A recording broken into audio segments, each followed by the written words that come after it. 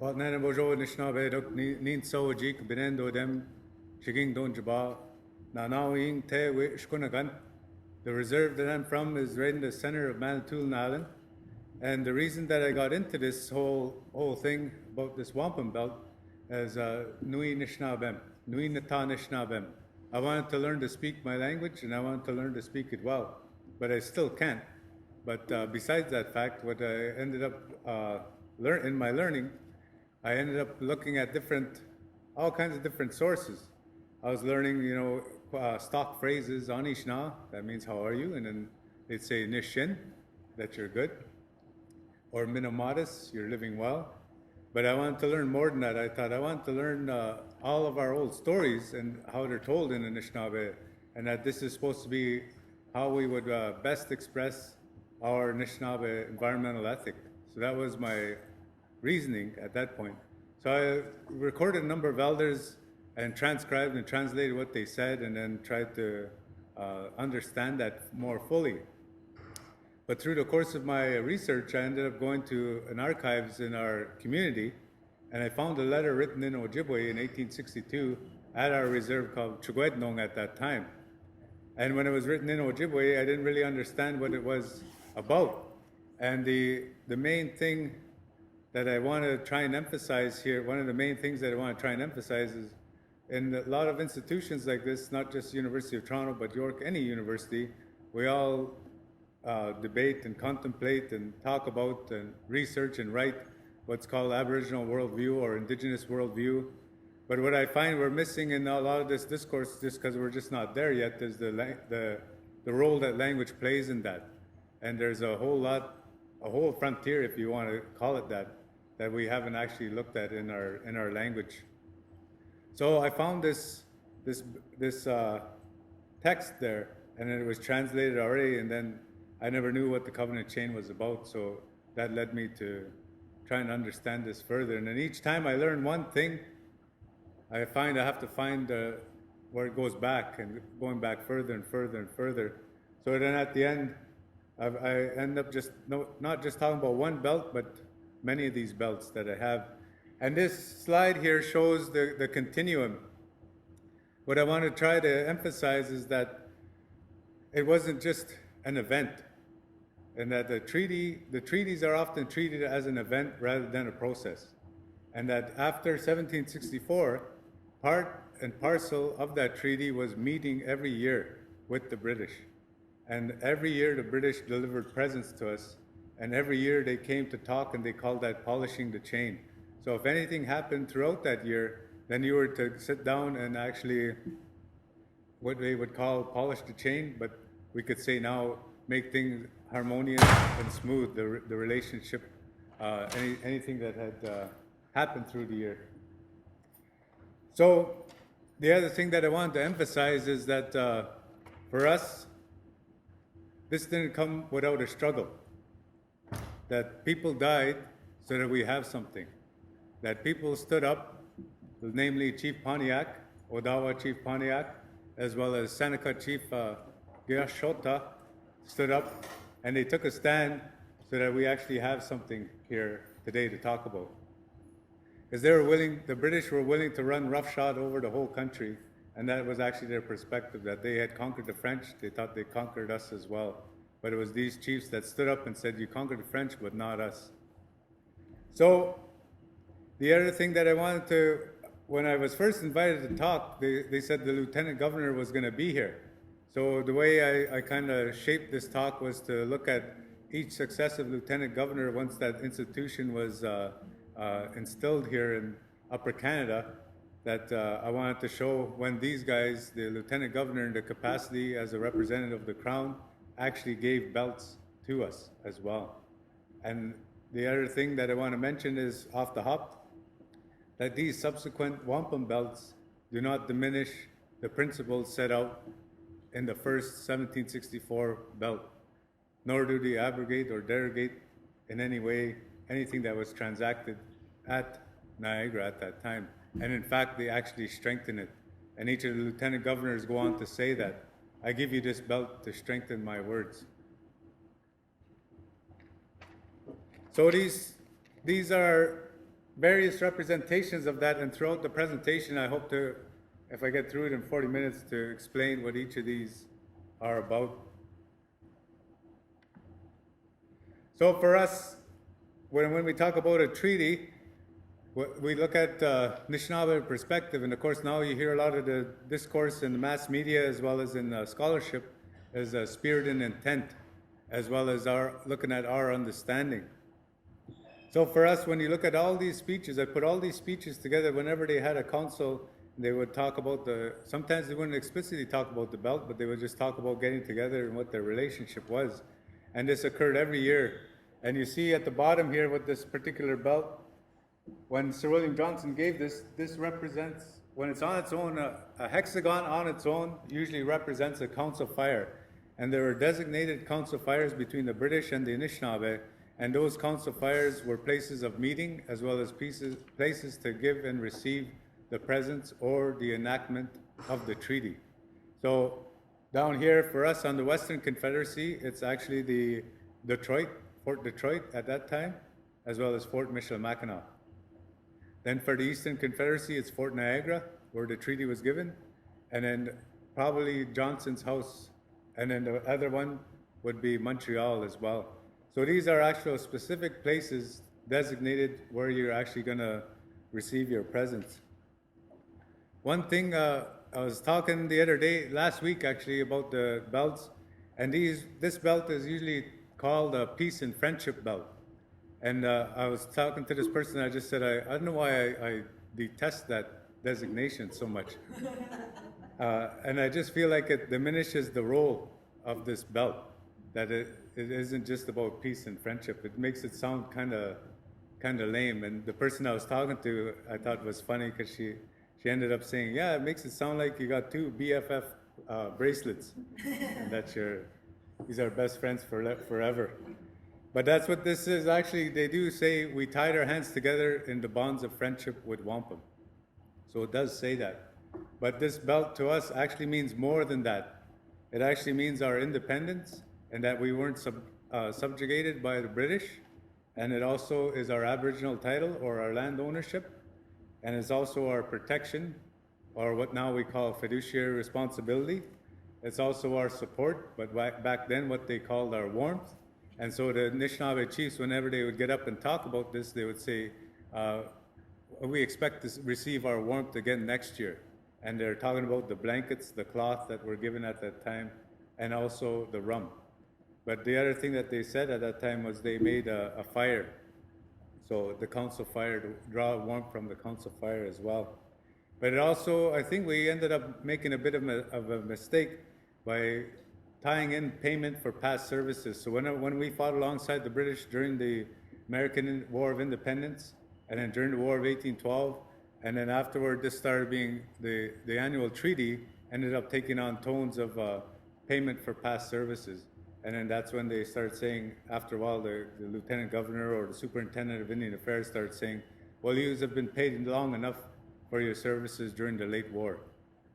But that really wasn't what this was about.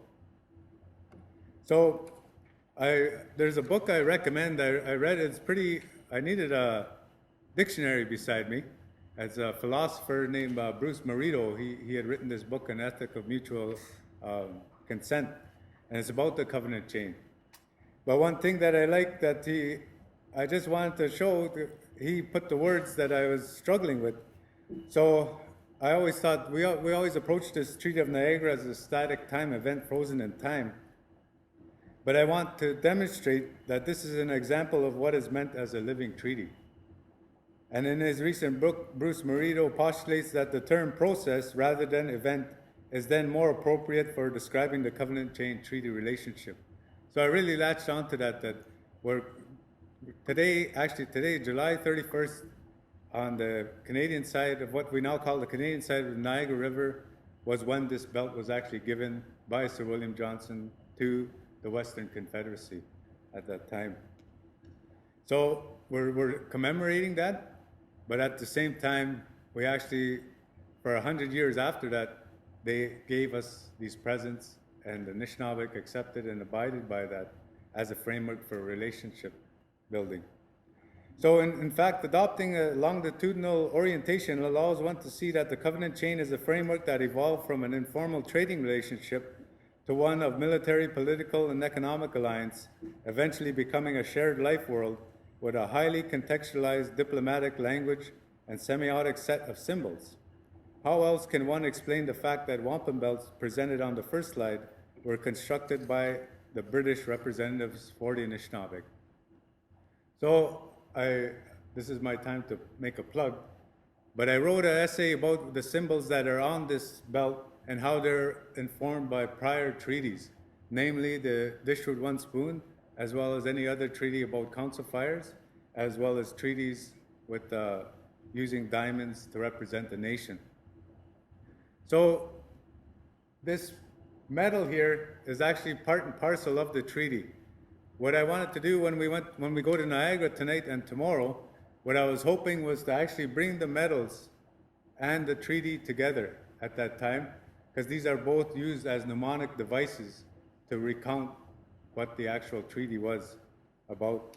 And here, for us, we end up saying that my primary source document is that petition written in Ojibwe, and that's the first three lines that they say in that.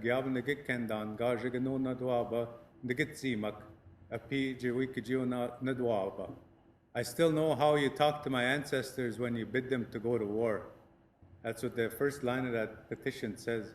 Then the next line says, Nui kanash kawa mabe wabe medabit gchi-Gchi mawang. I will chase away anybody who comes to your great lake. And then the next line says, Ogana de bendan gadabano jimadakim away de wayanak. Giganona dwaba negitsimak. You said to my parents, my ancestors at Niagara, that your children will own that land over there. So those three lines, those are opening lines, and they said, I still know it.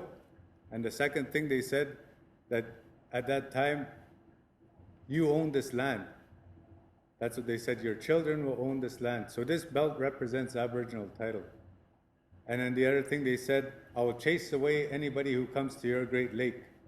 And meaning that any fur traders or any whiskey peddlers or anybody like that that's coming there for trade to rip off the Anishinaabe, it was the Crown who said that they will chase away anybody who comes to bother us. And that's now what we call fiduciary responsibility. But back then, that's what the Anishinaabe called protection. We seek the protection of our great father.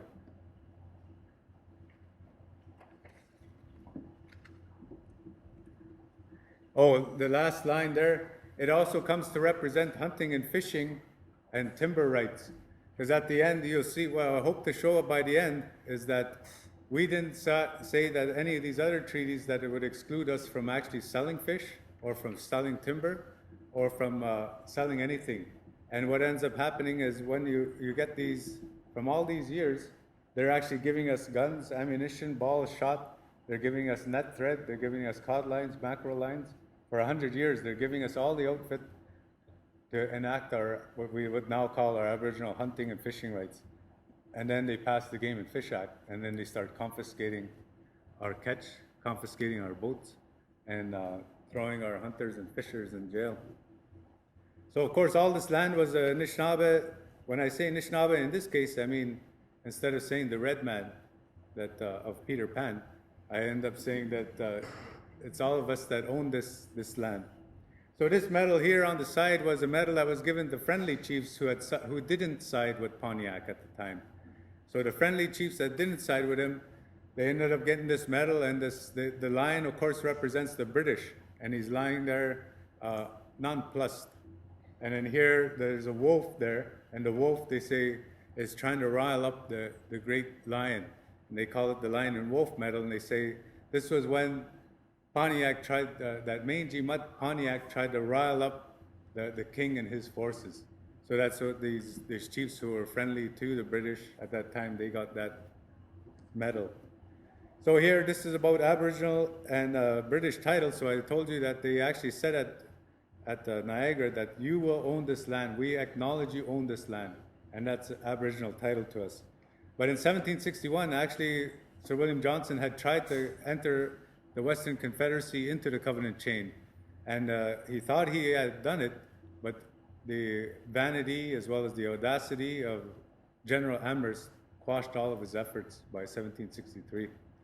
So at Detroit, and note here that he addresses us as brethren, because at that time we had not gone through the adoption ceremony where we started to address the king as our great father and he addressed us as the children. So at this point in time, we're still calling each other brethren. And he says in council, I can with confidence assure you that it is not at present, neither hath it been His Majesty's intentions to deprive any nations of Indians of their just property by taking possessions of any lands. So he's talking about that they defeated the French, but we do not presume to take over all what they said that they claimed. All we do is we take over the forts that they had set up. He says all the land remains yours. So that's what this belt again represents, that they said, yes, we know you own the land.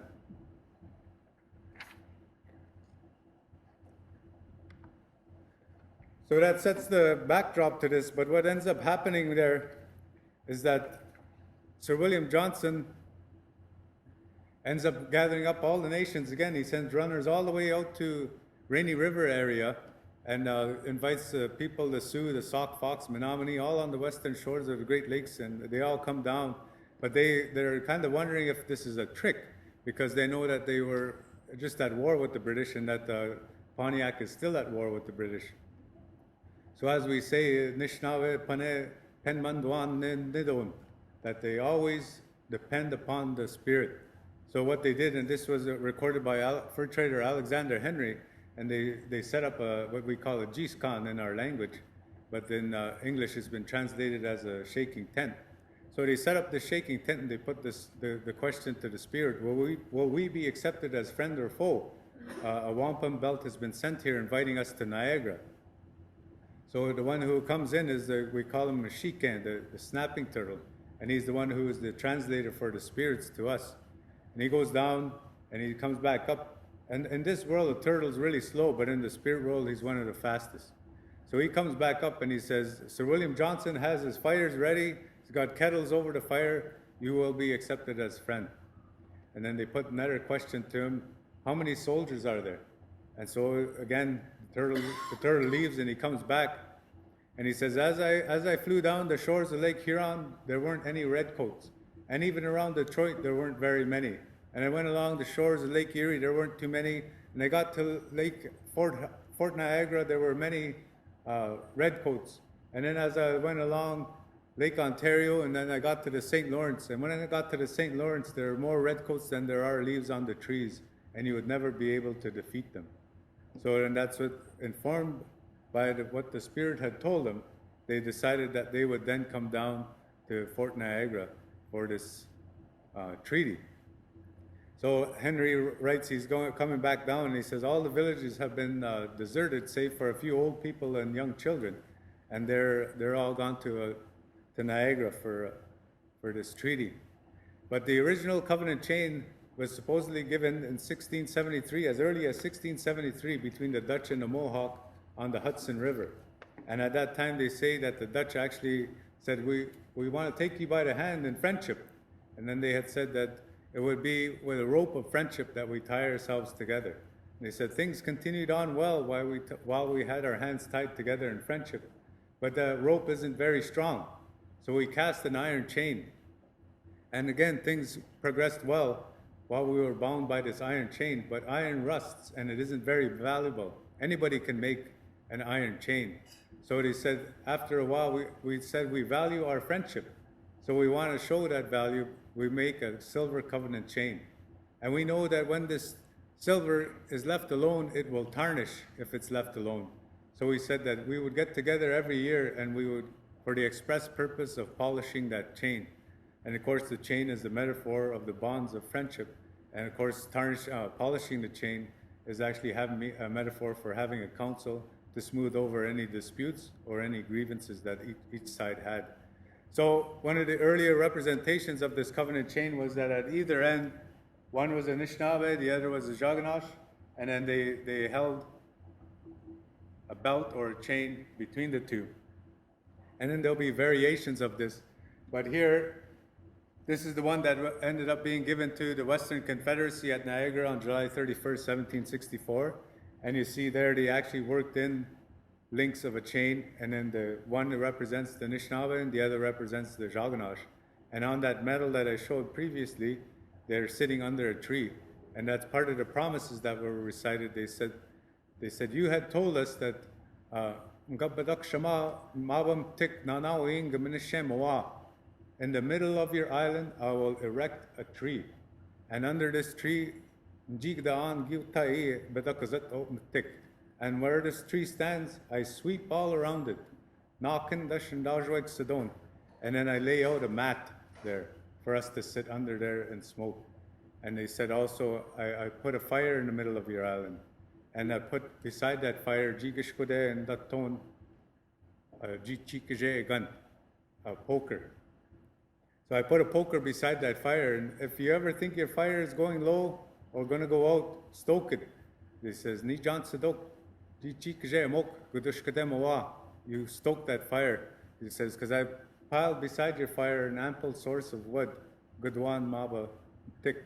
This log I piled beside their choice pieces of wood. And Kai Wika the Ates no Gudushkatemoa. Nanon Dak Gajem Nado Ejegano Ninago.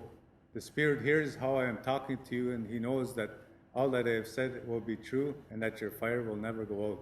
Those are the promises that they made us at that time, and that's what this belt represents, is all that wrapped up in one speech. So Sir William Johnson ends up saying, brothers of the Western nations, I desire you to take fast hold of the same and never let it slip, to which end I desire that after you have shown this belt to all the nations, you will fix one end of it with the Chippewas at St. Mary's, whilst the other end remains at my house. So once he said that, then the Ojibwe chief got up, and he says, the Ojibwe chief ends up saying, this belt should not be kept at Sault Ste. Marie. It should be kept at Michilimackinac, a place of more prominence, a place more visited by all of our people in the area. And it should be kept with my elder brother, the Odawa. So that's how the Odawa people ended up becoming the keepers of this belt on behalf of the Western nation. And then that's how this belt, after the War of 1812 and the American War of Independence, how this belt eventually found its way to being kept on Manitowaning Island, where I'm from, as well as Lower Lee and Deb, where it was entrusted to the Odawa chiefs that moved there in 1836. Here are the 24 nations that were represented there at the Niagara, and you see it's a bit uneven the way it showed up, but on the Eastern Confederacy, representing the Eastern Confederacy, you got the Mohawks, Caughnawagas, Oneida, Conostatogas, Tuscaroras, Nanticokes, Onondagas, Kanois, Cayugas, Mohegans, Senecas, Algonquins, and Nipissings. But of course, the Caughnawagas and Conostatogas, their village was so big that they were counted as one nation each, but they're actually both Mohawk as well. And then on the Western Confederacy, it was the Chippewa, Tucumawans, which are actually Rainy Lake area people, Odawa, Huron, Menominee, Winnebago, Algonquin, Sauk, Nipissing, Fox, and Cree.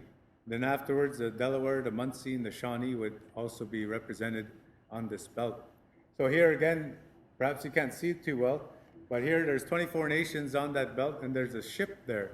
And then the other represents the rock at Quebec. So this was the promise that was made by the British at that time, that they would always, this ship, they said, Kai Wika, Naushkanesino Mava Manda Gchi-Miigisabikan. Your ship will never be empty. That's what they promised us. If anything is lacking in there, you tell me. And then I'll go look for it. And then when I find it, I'll load it onto your boat. And then all 12 of you grab that cord, Sabap Zawangang, that strong cord of friendship, Wiikjiwnigaazwag ge-izhinaagwadinig, and you all pull that in to your shore, and you'll all be fed, you'll all be clothed as well. So those are the nations that were represented there, and what my theory is, but I haven't been able to prove this yet, is that only 24 of these large medals were given out to a representative of each of these different nations. And then also other medals were given out, but there's ones that are large, and then they said middling, and then small. And then there was one family on Manitowaning that had a small one, and people called them coins, but they had the They're not coins, they're medals.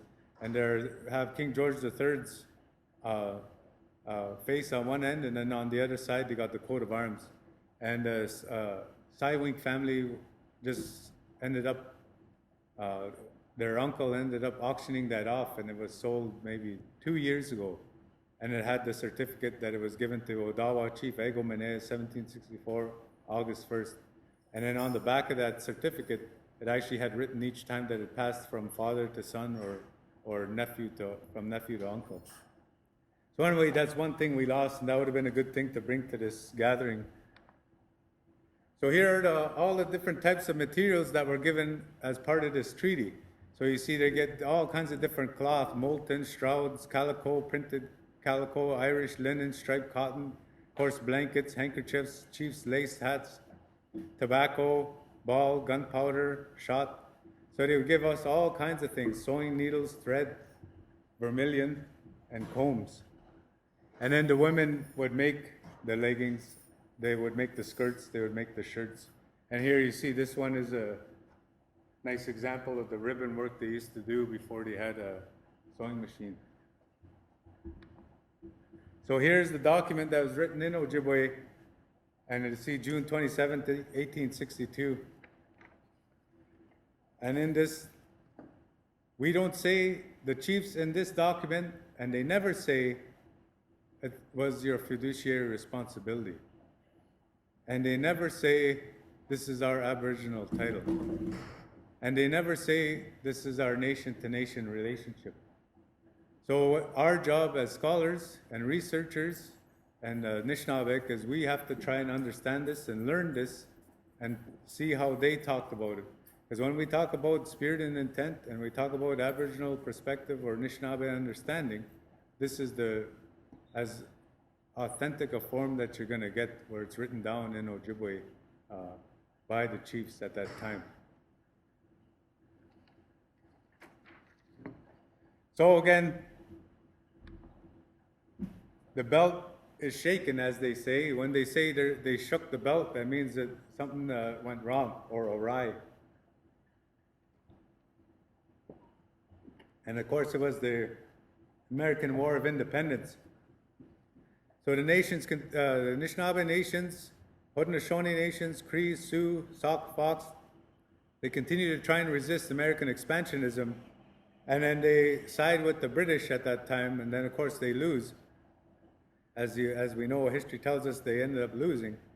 But the British agents keep egging on the Anishinaabe to stay in there. So the 1783 Peace of Paris, and then in 1786, Sir John Johnson, who is the son of Sir William Johnson, succeeds him in his role as Superintendent General of Indian Affairs for British North America. So the belt was shaken. The Anishinaabe are disillusioned with the British because they end up saying, how did you have any right to cede away all of our land? You don't even own it. How did this happen? So they're disillusioned with the British, and for a while they stop coming out to get their presents. And what ends up happening, the British get frightened because they think the Anishinaabe are going to turn on them. So and that's when they decide they got to repledge this belt. So you see it says SRIIBT, but in Latin, the I's represent a J. So it's actually Sir John Johnson, Baronet, 1786. And now for a father to be succeeded in a government position by his son would be called nepotism. And nobody would allow that. But back then, that's how we understood, because our chiefs were hereditary. And this guy, the Anishinaabe and the Haudenosaunee wanted him to be in his father's place. And of course, the king and queen, it was a hereditary line as well, so they saw no problem with that. So as I mentioned, when I was first invited, I thought the lieutenant governor was going to be here. And so I thought I'd take a bit of an emphasis on how they played a role in this, what their role was. So here we got Lieutenant Governor John Graves Simcoe, and this belt that he's got, he's pledged a belt, and my friend there, Brian Charles, made a replica of it, but the actual original is longer, and the original is kept at the National Museum of Natural History at the Smithsonian in Washington, D.C. So, Lieutenant Governor, the subtitle of my talk was Living Treaty and the Necessity of Corporate Memory. So what I think what ends up happening is people that end up succeeding in the role of Deputy Superintendent or Superintendent General of Indian Affairs or Lieutenant Governor, they don't get apprised of the responsibilities. They have a total lack of knowledge about treaties that have been passed down, as well as the diplomatic nature that is diplomatic nature of the discourse when they meet in council. So nobody brings them up to speed, basically. And now you see that, of course, where now all they're really looking at it as in a legalistic framework of, well, this treaty as an event was signed, and here's what it says in English. It doesn't actually look at what the Anishinaabe perspective of it was at that time. But to Lieutenant Governor Graves Simcoe's credit, he actually looks like he read all of Sir William Johnson's correspondence. Because at this point in time, in 1793, the Anishinaabe had, the Western Confederacy had actually had two significant battles where they defeated the Americans. They defeated Harmer and they defeated St. Clair. And these were big routs, the most significant battles and kills on American soil at that time, and probably still to date. I haven't checked that out though. But. So what ends up happening is the Americans start saying, you're provisioning the Indians to continue their war against us. You're giving them ammunition and shot. This is an act of war on behalf of the British. You are engaging in a war act by giving all these Indians ammunition. So he has to defend, Simcoe has to defend his actions. So he says, he writes a letter to his superiors on January 27, 1793. I have thus, sir, endeavored to impress by extracts from Sir William Johnson's opinions that our giving of provisions and necessaries to Indians as possessors of the posts is the result of ancient and undeviating system, not directed by temporary motives, and that the military orders of these posts are to give them on whatsoever account they assemble, such supplies as may be required. So he ends up telling them this is actually a long-standing practice. It isn't just because we have temporary motives to try and get the Americans out. So what ends up happening after the Battle of Fallen Timbers, the British the Anishinaabe are defeated by Anthony Wayne. And what ends up happening, the Anishinaabe end up retreating, and they retreat back to Fort Miami. And then when they get to Fort Miami, the British actually end up locking the gates, and they don't let the Anishinaabe in the gates to save themselves. So they end up having to fight the Americans on their own, and then they're slaughtered. And then this is the Battle of Fallen Timbers, and it basically ends what they call the War on the Ohio. So again, this shook the belt. They ended up being abandoned in the heat of battle by the British, and the Western Confederacy are like, what the hell is up with you? So, and then that actually translated that in Ojibwe.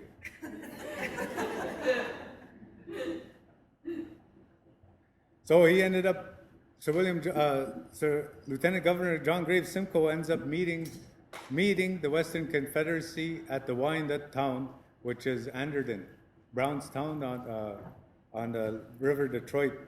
And in council, he delivered a really long speech, but I'll just give you the main point here. In the treaty between the English and the conquerors and the French, it was stipulated that your rights should be preserved, those rights which you enjoy as an independent people. So again, the idea is that you aren't conquered. Lieutenant Governor Simcoe ends up saying, you guys aren't subjects of the crown. We know that. You are independent people. You are allies. Children, say, why has this friendship lasted so long? It is because the wisdom of your father appointed the late superintendent, Sir William Johnson, to hold a treaty with all your nations to consult what was best for your general and particular interests. Children, a line between you and the British colonies was then drawn agreeably to your pointing out an inclination. Again, this is supposedly the Royal Proclamation line. Children, the king's subjects were never suffered to pass this boundary, and it would have continued to this day had the king's people and those of the United States remained at one. Of course, he's stretching the truth there. Children, you must be convinced that your father means everything for your welfare. I can only assure you that he will uniformly fulfill all his engagements with you. His arms will at all times be ready to receive you, and his territory open to protect and defend you from all his enemies. Children, the king, your father, has always advised you to be strong and unanimous, and at present it is requisite for me to repeat his constant advice to you, which is to unite as one man. With this belt, therefore, I now collect and bind you together, and recommend to you friendship and unanimity, which is absolutely necessary as well for your own interests as the general welfare of the country. So that's the speech that accompanies this belt, and again, he makes specific reference to Sir William Johnson and the Treaty of Niagara. So that's the main point that I'm trying to show here, is that after Sir William Johnson dies, the treaty doesn't die. It isn't just a one-time event. His son takes over and his son repledges it, and then his son is still alive, his son is still the Superintendent General, but it's the representative of the Crown in Upper Canada, Lieutenant Governor Simcoe, who ends up making another pledge to strengthen that belt. So again, in 1806, a deputation of Sauk, Fox, Northern Ottawa, and Potawatomi bring a war pipe to Amherstburg, Fort Malden, which is south of Detroit. And they bring this war pipe and they say, we're ready to go against the Chimookmonuk. That's our word for the Americans. We're ready to go against the Big Knives. And they wanted to fight them. And then the British did not want to go to war yet, to open war. So they ended up in 1807, William Claus ends up giving a belt, which is on that table, well, not the real belt, but a replica of that belt, which is on that table, and he says, this is to tie your men down, to have them sit still. So he's the Superintendent General of Indian Affairs, but then they thought that maybe it would have more force if it came from the Lieutenant Governor. So again, this is Lieutenant Governor Gore, and here I found this sketch in the Claus paper archives, and he said that he was going to construct a wampum belt. And you see it says FG here, and then it says black, white, black, and it has a heart. So again, they're giving us belts, but they end up changing the belts, and they introduce new symbols like this Valentine heart. We never used to have the Valentine heart. The way they say we would represent a heart would be two diamonds that are overlapping to represent the two chambers of a heart. But we use that straight line all the time to represent the path of peace and good intentions, the undeviating road. Now, of course, you hear our elders talk about the Red Road or Anishinaabe Road, but that's the same thing what they talked about. So in 1808, Lieutenant Governor Gore's speech to the Western Confederacy at Amherstburg, children, it's been my wish and desire for a considerable time past to meet you in General Council of all nations, that I may personally assure you of the King, your father's constant regard for his Indian children, and to tell you that the treaty made at Fort Stanwix in the year 1768 is still held sacred by your great father, as well as the treaty made by General Simcoe. Also to renew at this fireplace the ancient friendship which has subsisted for so long a space of time between your great father, your ancestors, and yourselves, and eventually and freely to communicate to each other in conformity to the engagements entered into your forefathers and the English nation. With this belt, I therefore renew all our ancient friendship and those ancient customs which have been so wisely framed and agreed to by the general consent of all the nations in the country. Children, I came not to invite you to take up the hatchet, but I wish to put you on your guard against any attempt that may be made by any enemy, whatever, to disturb the peace of your country. Children, make my words known and send this belt of amity and friendship to all the Western nations and others who are confederate with you. And then it says, gave belt 11,550 grains. So we just had this sketch and we had known that it was actually, the belt consisted of 11,550 grains of wampum. So I got my buddy to make that belt, and I'll show that to you later. So again, the Anishinaabe lost their land, and during the War of 1812, during the War of for the Ohio, they were promised, this was what was held out to them, that along the Ohio River, west of that, all the way out to the Mississippi, would be an Indian country or a buffer state, they called it. So this is what spurred on Tecumseh, as well as other chiefs, our chief being Nibalcom, and then also the Odawa chief Assignack. So after the war started, the Earl of Bathurst had written on December 9, 1812, the extreme importance of securing during the continuance of hostilities with America, the cordial cooperation of the Indian tribes has been proved on so many occasions. I so entirely concur in the expediency Of the suggestions contained in your dispatch as to the necessity of securing their territories from encroachment, that I have submitted it to His Majesty's Secretary of State of Foreign Affairs, in order that whenever negotiations for peace may be entered into, the security of the Indian possessions may not be either compromised or forgotten. So again, he's recommending that when they end up having peace, that our land is restored to us, whatever we've won, and that whatever rights we had and privileges before then, that actually stays. So of course, at this time, Brock and Tecumseh have had a significant battle, significant victory at Detroit, and then also Michilimackinac was taken, and these all bolster confidence in Upper Canada as well as with the Western nations, and even at this point with the Haudenosaunee, because the majority of the Haudenosaunee did not enter into the battles early on. So in order to try and get more to this cause, to the British cause, they ended up, General Brock ended up being killed, of course, at Queenston Heights. And then what ends up happening, he's succeeded by General de Rottenberg. And General de Rottenberg then writes out a speech, and he has a wampum belt made, and he sends a runner. He ends up sending a fur trader by the name of Robert Dixon to go to all the Western nations and to proclaim and to try and actually get them to participate on the side of the British. So again, the other thing, the main point again, he says in this speech delivered with wampum, "My children, remember Sir William Johnson. He told you I never would forsake or abandon you. I have not, nor will I lose hold of the belt which has been so long among you. On the contrary, I will now make it stronger by the belt which I now present to you. And never will I leave you, but as your fathers see that justice is done to you by the big knives, and that your hunting ground shall be preserved for your use, and that of your children, agreeable to the treaty made at Grenville with their General Wayne some years ago." So that's the actual official speech that is made by the Lieutenant Governor or Governor-in-Chief at that time, General de Rottenberg. And again, he makes express mention of the Wampum Treaty of Niagara and Sir William Johnson.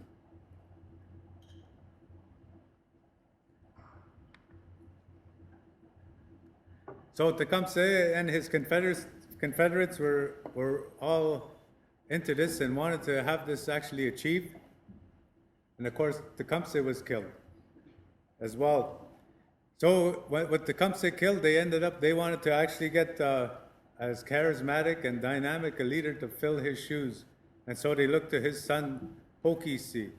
And so General Prevost at that time, who's the governor-in-chief and of both Upper and Lower Canada, they end up sending a deputation saying that he wants an audience with Tecumseh's widow, Tecumseh's sister, and Tecumseh's son. And at this particular meeting, he gets these epaulettes, armbands, medals, a sword, and a red scarlet coat. So that's why I think that in this painting, this is Tecumseh's son, because he's got the epaulettes, he's got the medals, and he's got the armbands, and he's got the rifle. But of course, the painting is, the artist wasn't the best.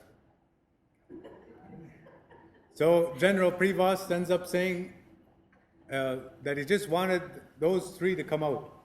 But what ends up happening, a deputation of the Western Confederacy come out, and then a representative of the Six Nations also come out. So you got chiefs from the Fox, Sauk, Ojibwe, Odawa coming out with the Shawnee as well at that time to represent the whole Confederacy, not just that family. So on March 17, 1814 at Quebec, Prevost had written out a speech, and then he had actually delivered wampum again. "My children, listen to my words. They are the words of truth. Our interests are the same. We must still continue to fight together, for the King, our great father, considers you as his children, and will not forget you or your interests at peace. But to preserve what we hold and recover from the enemy what belongs to us, we must make great exertions, and I rely on your undaunted courage, with the assistance of my chiefs and warriors, to drive the big knives from off all our lands the ensuing summer." So he had big plans. "My children, you will not forget what I have said to you. This is my parole to the nations," and here the black wampum was presented. "Let them know what I have said. Tell them they shall not be forgotten by their great father, nor by me." Here the bloody belt was presented. So whenever they went off to war on the warpath, they would paint the belts red with this vermilion. They would make the vermilion would be a powder, and they would add water to it, and then they would paint that belt, and they would say, now we're at war. And only when war ceased would they wash that belt clean. And then they would say, you washed the belt clean, and now we bury the hatchet. So you've all heard of the term bury the hatchet. But this was how, so he presented again wampum to continue for the Western Confederacy to continue on the war path. So the next lieutenant governor ends up being General Drummond. And these are actually war clubs that are in his collection, as well as these two pipes, and there's pipe stems as well, and they're at the Canadian Museum of Civilization. And we, at the Ojibwe Culture Foundation, when I was there, we were able to borrow that, put on a display, an exhibit of the, and these are like pledges. When a warrior or a war chief comes up to a soldier, a British soldier or a war chief, and he presents his war club, he's telling him, I'm going to fight for you. So that's what ended up happening there.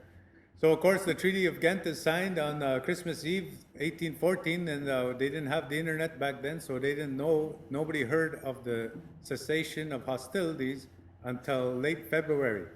And then on March 3rd, at Burlington Heights, where now a dump truck is stuck on the bridge at Burlington Heights, on March 3rd, 1815, General Drummond delivers a speech to both the Western Confederacy and the Eastern Confederacy. The Haudenosaunee are there, the Anishinaabe are there, the Delaware, Munsee, Fox, Sauk are there as well. So he says, Chiefs and warriors, I salute all and will begin by following your ancient customs. I therefore make use of these strings of wampum to dry and wipe away the tears from your eyes. And of course, this is a symbolic use of wampum because you can't possibly dry somebody's eyes with a shell from the ocean. And to drive away from your ears all noise that might cause uneasiness among you, to calm your minds and ease your hearts, that no object of distress or affliction may disturb your seeing, hearing, and receiving favorably all communication made to you by your great father, the king's officers. The inevitable consequences of war leave everywhere blood of the wounded and killed and reminders of the loss of warriors. I now wipe away the blood and gather together the bones in order to rid them from your sight. I have not received the treaty, but once I do, representatives will be sent and particulars communicated to you, and that the ceremony of condolence shall be finished with a belt agreeable to your ancient customs and manners. So again, another belt was going to be presented by the governor, the acting governor, on behalf of the British nation, on behalf of the Crown, to the Western Confederacy and the Eastern Confederacy. And again, it referred back to this original relationship. It wasn't a whole new relationship. It wasn't a whole new treaty. So they end up getting the treaty, and this is William Claus, who's actually the grandson of Sir William Johnson. And he succeeds his grandfather's position. He's the Superintendent General of Indian Affairs. And he ends up getting a belt, making a belt, and you see this belt at the bottom. They call it a Greek key or the swirl. And what Rick Hill told me, who's a Seneca, that his elders had said it represents a whirlwind and represents how destructive the path of war is through a community that leaves everything in disarray. But they call, I guess the pattern is called the Greek key. So the 9th article of the treaty is the only time we're mentioned in the Treaty of Ghent. It says, the USA engaged to put an end to hostilities with all the tribes or nations of Indians with whom they may be at war at the time of such ratification, and forthwith to restore to such tribes or nations respectively all the possessions, rights, and privileges which they may have enjoyed or been entitled to in 1811 previous to such hostilities, provided always that such tribes or nations shall agree to desist from all hostilities against the USA, their citizens and subjects, upon ratification of the present treaty. So that's what the actual treaty says, the Treaty of Ghent, the 9th article. But at Burlington on 24th, 1815, April, William Claus actually says, I am further instructed to inform you that in making peace with the government of the United States, your interests were not neglected, nor would peace have been made with them had they not consented to include you in the treaty, which they had at first refused to do. That's true. I will now repeat to you one of the articles of the Treaty of Peace, which secures to you the peaceable possession of all the country which you, quote, possessed before the late war, and the road is now open and free for you to pass and repass without interruption. So we actually added this phrase, which is actually key, because now we look at, all of us put big stock into this Jay's Treaty, that we have a right to pass and repass the border unmolested. But here he actually gives us a wampum belt, and he tells us by the 9th article of the Treaty of Ghent between the United States and America that you have the right to pass and repass unmolested through the country. So he actually added pass and repass. That's not in the treaty, but that's what we are told. And now when you look at any kind of treaty litigation, they look at the record of what was actually said in council as well. So that's what we were told, and that's what we believe to this day. So again, the presents from 1764, of course, just when they're going to go to war, that's when the presents are all the more finer. You get a higher quality of presents, you get a bigger quantity of presents. But then when there's no war, no threat of war, then the amount of presents are lessened, and then the quality are cheapened. And in fact, right around this time, they gave us these medals, different medals at different times, 1815, 1814, and they were solid silver. And then around 1840, they started giving another medal, and it actually was like that $2, the toonie, you know, when it was really cold and then the center would pop out. This actual medal had two silver, it was silver plated, so I don't know what was in the middle, but they put two silver coverings over it, so it was an encasing, and then when the chief would walk, it would rattle. That's how cheap it was. So I read of this, the Indian agent at Manitowaning says the chiefs complain about the quality of the medals, they make a bit of a noise in their... So I just kind of laughed, and then here it turns out that the Royal Ontario Museum has one of those in their collection. I put all these medals together that they had and lifted them up, and I was like, hey, I think this is, and then he kind of goes, this isn't a real loud ring, but it does ring. So they're getting cheap. They want to cut costs. They always want to cut costs when it's the Indians. And so what they ended up doing, this fella, his name is Sir Francis Bondhead, and he's pictured here on your left. He actually made his name in London, England, by cutting costs to what they would call, what is now called the Welfare Act. So he was able to successfully cut costs in London, England. So he ended up being more or less what we now would call headhunted to come here and cut costs in the Indian department. But he was also a famous travel writer. So he went down to Bolivia, he went to all these different places, and he would write books about it. And his main competition actually at this time was Anna Jameson Bromwell. Maybe some of you have read or heard of her. Anyway, these two end up getting in a bit of dispute about that.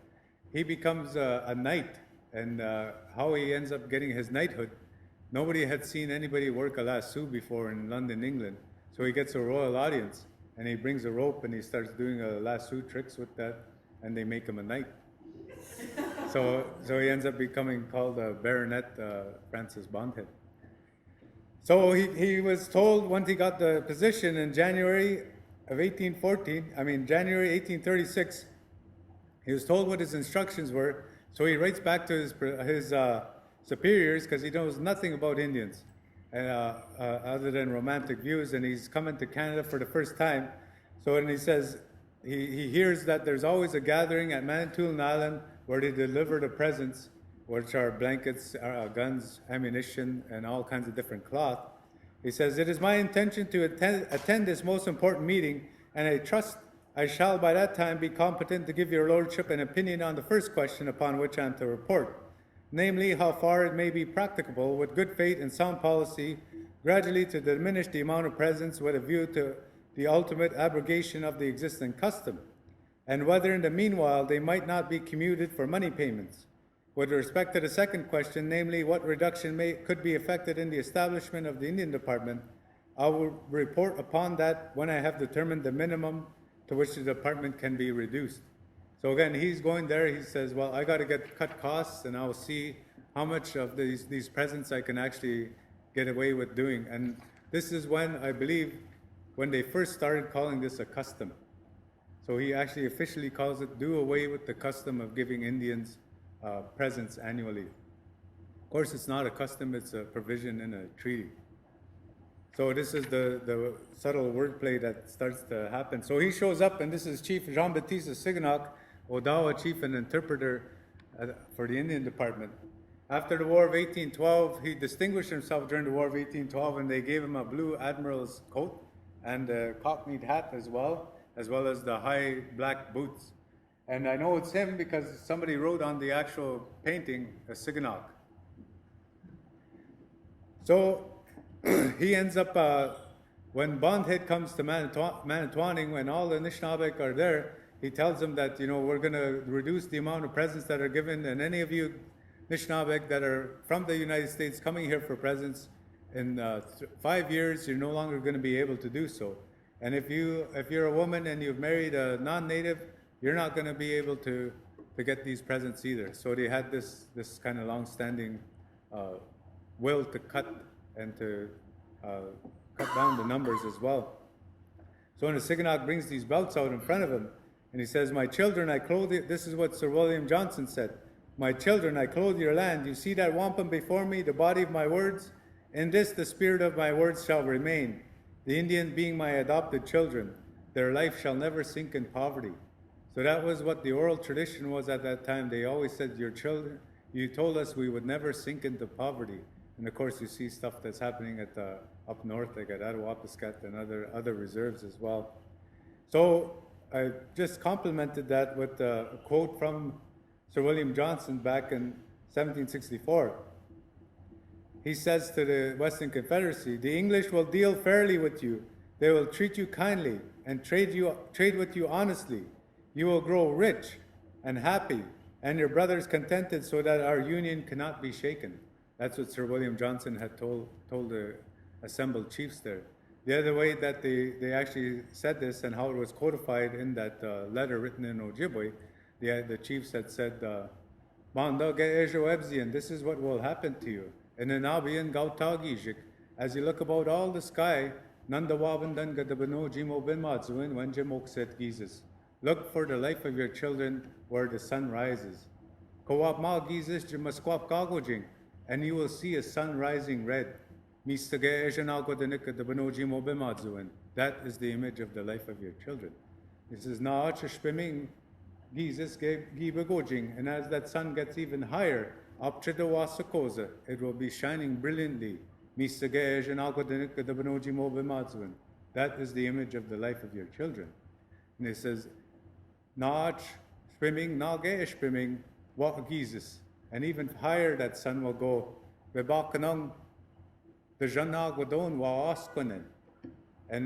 as the sun gets higher, the rays of the sun will touch all of the earth.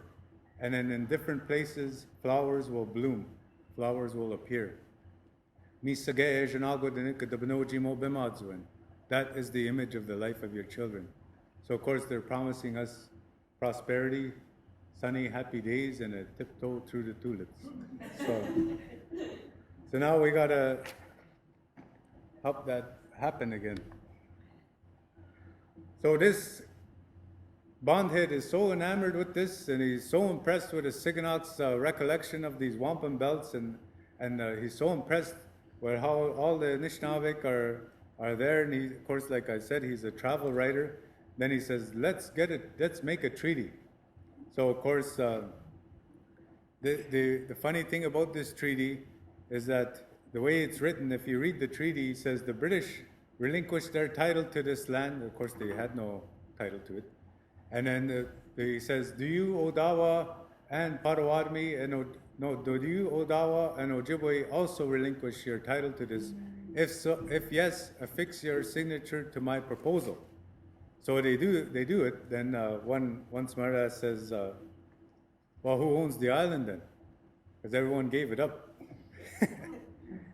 But the first line, and I think this is the only written treaty that actually references the 1764 Treaty at Niagara.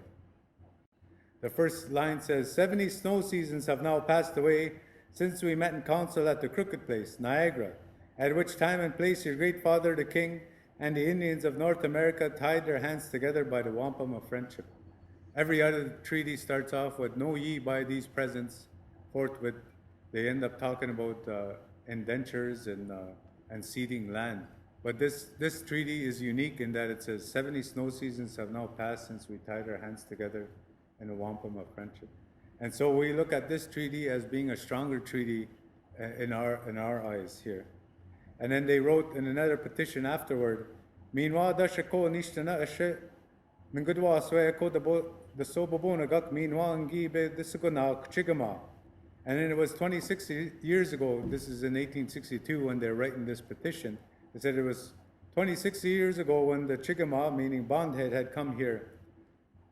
Ngibe zongtamagana manda na minisamina je opposite de bendamong ni nwe inishna beoyang.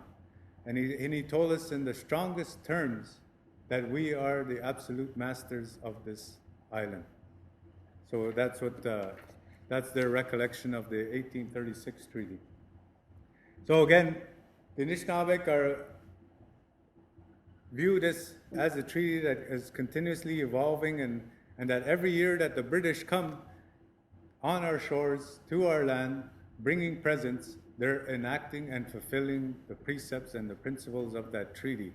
So they do this at Michilimackinac, they do this at St. Joseph's Island, they do this at Drummond Island, they do this at Penetanguishene for 1 year, then they do it again at Manitowaning from 1836 to 1854, and then that's when they are finally able to cut that out altogether. And then they also do it at Fort Detroit, Fort Niagara, Fort York, Kingston, and Quebec. So here's a long-standing Indian agent. His name is Thomas Gummersall Anderson. And he's by this time, they're still trying to get rid of all the Indians again. And they're trying to cut the expenses that they have and all these obligations that they have to Anishinaabeg, not just the Anishinaabeg, but the Haudenosaunee, anybody. They're trying to cut the costs all the time. So they're always sending these reports out to the Indian agents in the field, and they ask them all these different questions. So the question was, with regard to those resident within the settled portions of the province, what lands have exclusively been appropriated to or reserved by them, and by what right and in what form that have those appropriations and reservations been made? This guy, he could speak Ojibwe, and this guy actually fought with the Anishinaabe during the War of 1812. He fought at Prairie du Chien, and he fought on the Western Front with them. So he knew Anishinaabe intimately, and by this time, 1840, he had been their superintendent for, who's good at math, 25 years? Yeah, 25 years. And here's his answer. The Indians have no record of past events. All they know of the original engagements between the government and themselves, as far as I'm acquainted, is by tradition, except two memoranda, wampum belts, which they hold. The one being a pledge of perpetual friendship between the North American Indians and the British nation, and was delivered to the tribes at council convened for the purpose by Sir William Johnson at Niagara in 1764. From the Indian tradition, on account of it, a written explanatory document was delivered with them, but it is not now forthcoming. After the death of Sir William, his son Sir John Johnson succeeded his late father's situation and renewed the pledges in 1786 by depositing with the tribes another belt of the same kind. These are the only records amongst the Indians within my knowledge. So again, he ends up calling them memoranda instead of treaties. So again, there's this continual diminishment of the terminology of what these actually are. And then they always end up calling them, they want to do away with the custom of giving Indians these presents, but it's not a custom. So this guy was well versed in what they would call woodland diplomacy. He knew whenever people would get up and talk. And he knew how they would talk in Ojibwe, and he knew how they talk about, there's a lot of different speeches where he had to write down, and then he would put parenthetical remarks beside it to say what the chief actually meant. He says that if the chief wrote, there's dark clouds that were coming while I was passing on my way here, when I passed the fort at Michilimackinac. A dark cloud was over there. And then he put in quotes, meaning that the Americans were threatening him to not come here to get his presents. So this corporate memory is there on the ground in the field. But then actually when you go up to higher stations within the bureaucracy of Indian affairs by the 1840s, especially by 1850 and 1860, the corporate memory is really not as strong as it was before. And of course, this is because of the diminishment of the role of Anishinaabe as warriors, needed as warriors. But interestingly, during the Upper Canada Rebellion, they actually sent another wampum belt up to Chief Assignack, and then that Chief Assignack took it west to Sault Ste. Marie and then down into Larbour Cross to get them ready if they needed to send the Anishinaabe warriors down to quell the rebellion. So again, when they needed them, then they would give these wampum belts, but when they didn't, they just entered into these texts. So this is, for us, an infamous treaty, 1862 treaty, and beside the treaty with the signed clan signatures, there's a fellow named William McDougall who is the father of Confederation, and at this point in time, he's actually the Commissioner of Crown Lands. But in 1861, two treaty commissioners were sent up to Manitowaning Island. Their name were Bartlett and Lindsay. And then they actually came up and they told the chiefs and council, they said, the 1836 treaty is invalid, and it was invalidated because in the treaty it says that 9,000 Indians would come here and live. Clearly there are not 9,000 of you living here, therefore the treaty is null and void. And even further so, they said, you don't own the land, you don't own this island. What claim do you have to own this island? That's what Bartlett and Lindsay were saying in 1861. So the government regrouped and they said, well, through the King's benevolence, we'll offer you 25 acres per head of family. That's what Bartlett and Lindsay said in 1861. The Indian agent worked from October all the way to the summer, and he worked on individual chiefs, and then he wrote to his superiors and he said in 1862, if more favorable terms were offered, let's say 100 acres per head of family, maybe some of the chiefs would sign the treaty. So that's how they ended up dividing and conquering to get the Manitowaning Treaty signed. But what ended up happening, they said, and also he recommended, instead of sending two treaty commissioners who do not know much about this, it would be better if you actually sent the minister or the commissioner who has the authority. So the Anishinaabe were really suspicious of those other two guys that came up. They just thought they were private individuals. So they sent the Commissioner of Crown Lands, one of the fathers of Confederation here. And then when he offered his terms, one of the chiefs, I suspect it was Jacques Taugewinen, got up and he says to him in Ojibwe, you spoke of a perfectly beautiful white bird. And I just picture this guy sitting there and he's like, what the hell is this Indian talking about? That there's a white bird somewhere. I came here to get land. I came here to get a treaty. But what actually he said in that petition, he says, Ni John Sadik, Pukut Nan Dosh Ton, Chishpat Nak. He says, I make here a high hill, and I make it very high. Mi dashje gaje asak o beneshi shigen dagazit wapshkizit. And on top of that, I put a perfectly beautiful white bird on top of that mountain. And he says, and at my house, I too will keep a perfectly beautiful white bird. And at my house, I make another mountain, very high, where this white bird will sit. And if I have anything to say to you, I will tell my white bird. And if you have anything to say to me, you tell your white bird. And he says, and further, I'll make a road. I make a high road between our two countries. And so now that's what we say, we have proper channels of communication between, and we would say that it's through our nation-to-nation relationship that the perfectly beautiful white bird could be the Minister of Indian Affairs, but back then it would have been the Governor General or a Crown Representative. And our end, I believe it's the Odawa Chief, who is the keeper of the wampum belt. So this is our representative and our nation-to-nation relationship. So this Jacques Taugewinen, and then it gets up at this treaty council and says, you spoke of a perfectly beautiful white bird who I should relay my thoughts to concerning my land and my ownership. And he says, I'm happy to see you here, that you brought your white bird. So this guy must be just befuddled at what the hell is this guy talking about? Mountains and birds and and stuff like that. So then they also said they would call it, like I said, they would call it support and warmth. And here, this is actually a painting of Manitowaning Island done around between 1845 and 1850.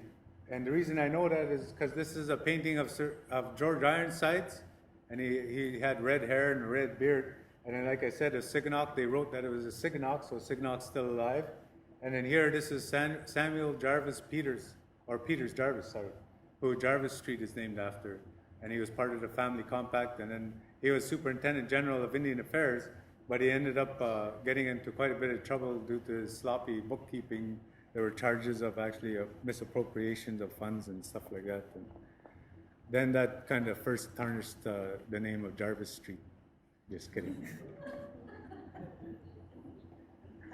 So this building, it might still be standing there, and the Anishinaabe actually still own a plot of land at Manitowaning.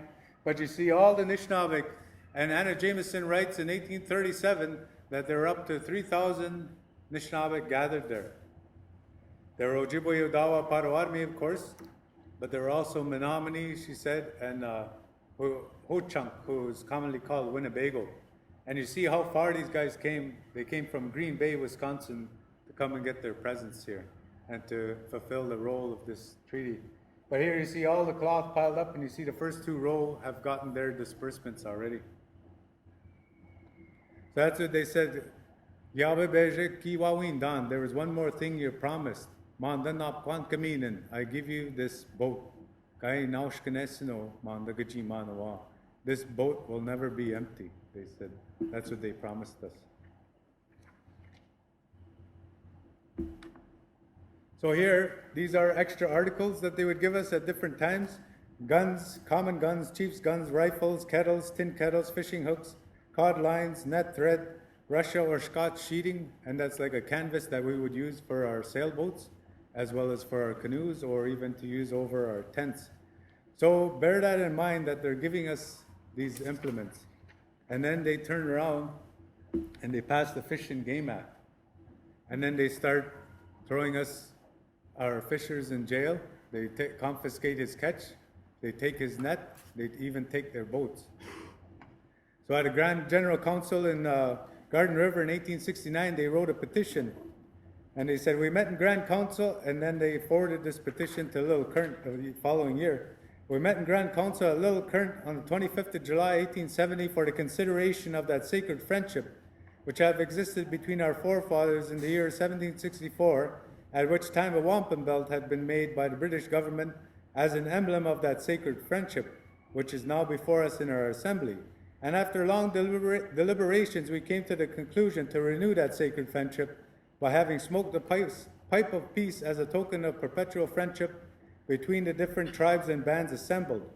Great Chief, we would therefore humbly ask and entreat your Excellency to have the said sacred friendship renewed, as we do in our part, by respecting our rights to the lands, hunting and fishing which are virtually ours, which the Great Spirit have given us many 100 years before the white man set his foot upon this good and delightful country of ours. Great Chief, we sometimes think that the said sacred friendship is not held so sacred as when first made, as we have some grievances that we wish to mention to your Excellency for redress. So when they're addressing the Excellency, that's the Governor General. By this time, the Lieutenant Governor is succeeded or superseded by the Governor General. That's when they start addressing all their concerns to the Governor General. So the specific concerns that they have, they said that Indian Affairs sent commissions to induce us to surrender our property, that the Game and Fishery Act make us liable to suffer imprisonment or fines, that when we remove anything from our reserve to sell, we are liable to the same punishment, meaning fines or imprisonment. Gradual Enfranchisement Act does not suit us, though some clauses are suitable. The islands of the North Shore or Georgian Bay and Lake Huron were not properly surrendered. So you see how they referred to this belt, and they tied all their grievances as being a contravention of the principles set out in that belt at that time. So the chiefs continued to adhere to this Treaty of Niagara, not just in 1764, but all the way even after the British stopped giving us presents in 1852, 1854. They tried to keep having this Treaty of Niagara, the Wampum of Niagara, to be in force long after. So they actually said they weren't listened to, of course. Then they said, we didn't receive a response to our petition, so we're going to go to Ottawa. And then if we're not heard at Ottawa, then we're going to go to Quebec. And if we're not heard at Quebec, then we're going to England. And then they actually received a written response, and they said any Indians going to Ottawa or Quebec or England will not receive an audience. And if you do so, your expenses will not be covered. And of course, they hold the purse strings to our funds, the Indian Management Fund. So they had another Grand Council again at Garden River, and this was in 1879. But then in 1881, they have another one where they're going to send a deputation. So in this petition, they said they were told by their great father, the king, he would not always live to look after them and their rights, that after his decease, efforts might be made by evil disposed persons to deprive them of their presence. And if they were ever so unfortunate as to lose them, all they would have to do would be to present the treaty, meaning the wampum, and the medal, which I give to them, to my successor in the throne of England, and both the covenant and the promise would be speedily and faithfully carried out, and the presents restored to them. So the chiefs all this time expressly tied the medal to that wampum belt, and that those two actually represented the Treaty of Niagara. And here in 1879 and 1881, they actually tried to get that reenacted, or not reenacted, but adhered to and followed. But again, they were denied an audience, and then there's 4 different stories of what happened to the original belt. The original belt used to be in Manitowaning. One of the stories is there was a hotel called the Queen's Hotel in Manitowaning, and it had a large coffee table, and the coffee table had a glass top, and under there laid the wampum belt. And then that hotel burnt down. So that's one story of what happened to the original wampum belt. The other story is that it was buried with one of the chiefs of Wiikjiwnigaazwag, Louis Odogojuan, or that might be wrong. And then the third, but it was supposed to be buried with the chief. The third story is that a family still has this, and they'll bring it out at the right time. And then the fourth story, I was told by a curator at the Assignack Museum, is that he actually saw the original belt at a museum in Chicago. And I said, the Field Museum? And he said, no, one of these smaller rinky-dink museums. And I said, well, what was its name? I don't remember. And I was like, Bo, you just don't want to tell me because I'm going to go there and get it. So anybody going down to Chicago, have a look around, see where these belts might be. Wiikjiwnigaazwag nam dabiyek ge-izhinaagwadinig apchugo ge-izhinaam de nongo. It's really humid and warm today, but I thank you all for listening and for sitting here the whole time. Miigwech.